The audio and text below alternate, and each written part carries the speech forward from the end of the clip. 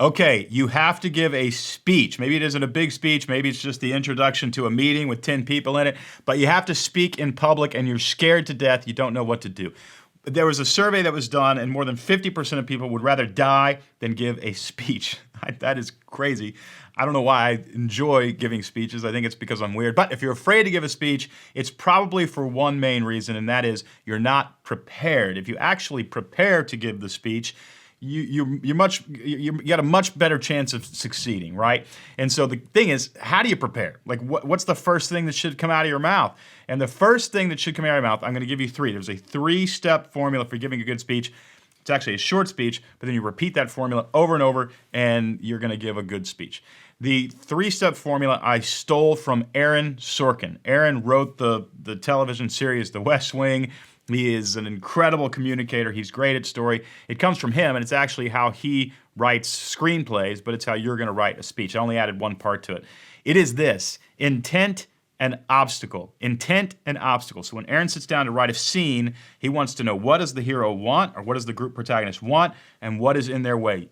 If you want to give a good speech, you must understand intent and obstacle. What is the intent? That I want to move everybody forward. We want to lower taxes. That's the intent. What is the obstacle? Government spending and pork in legislation. We want to win the national championship. That is the intent. The obstacle is ourselves, and we don't believe that we have what it takes to athletically compete at that level, and we have to overcome that obstacle. The intent is, to double our fourth quarter revenue. The obstacle is, whatever. There's a million obstacles. The intent and obstacle has to be very clearly defined in your mind before you go in and give the speech. Now, here's the third part. This is not an Aaron Sorkin's thing. I added to it. The third part is the plan. That is your speech. Intent, obstacle, and plan. Even if you're starting a meeting and you've got 5 minutes, you want to say, guys, thanks for being here today. Ladies and gentlemen, we need to increase our fourth quarter revenue. The obstacle is our marketing budget has gone down, and so that is the thing that we want to accomplish. My plan is that we do it this way: 1, 2, 3. Let's talk about that plan, pros and cons of the plan. You have just saved hours in that meeting because you have framed the conversation, and that's what you're actually trying to do in this speech. You are framing the conversation so that people think along a path that you want to take them on. That path is going to be intent, obstacle, and plan. Now let me give you a fourth thing, and you want to repeat intent, obstacle, plan for each of your points. I wouldn't have more than 3 points in your speech. And then you want to close with a climactic scene, a foreshadowing or a vision of a climactic scene. If we execute this plan, life is going to look like this. Taxes will decrease for the entire middle class. We will win the national championship. Our fourth quarter revenue will double, which will allow us to do this. Intent, obstacle, plan, result. Intent, obstacle, plan, climactic scene, or result, however you want to say it. Intent, obstacle, plan, result. That is the formula for giving a speech. If you literally sit down with a yellow pad and write intent, obstacle, plan, and then put a big line, and then result, because you're going to close with the result. You're not going to repeat the result every time. You're going to give an okay speech. You want to practice that. In the first 5 minutes, you're going to be the most nervous, and so you almost want to script that first 5 minutes if you need to.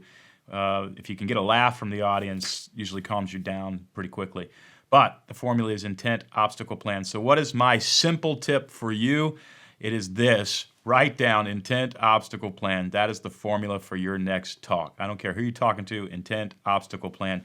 Now, here's the real simple tip. It's an exercise. Do this at dinner tonight. Whoever you're having dinner with, don't let them know you're doing it. Before you go to dinner, write on a napkin, I want to frame a conversation at dinner. And I want to say, I think we should do this as a group, or we should do this as friends, or we should do this as a family, or we should do this as a team. The problem is this, and I think we could overcome that problem this way. What do you think? If you can learn to think intent, obstacle, plan, and then finally at the very end, add result, people are going to love talking to you because you're using an ancient story formula. I say I stole it from Aaron Sorkin. Aaron Sorkin stole it from a guy named Aristotle in a book called Poetics that was written 2,500 years ago. It is the rules of drama, and the rules of drama have not changed. They're the same. If you understand Aristotle's Poetics, intent, obstacle, plan, and result or climactic scene, you are taking people down a well-worn path in their brain, and they're going to be interested in you, and you're going to be a good speaker. If you're nervous, just tell them you're a little bit nervous, but then get right to it. Intent, obstacle, plan, result. And let's hope that you get a standing ovation. That's how you give a speech.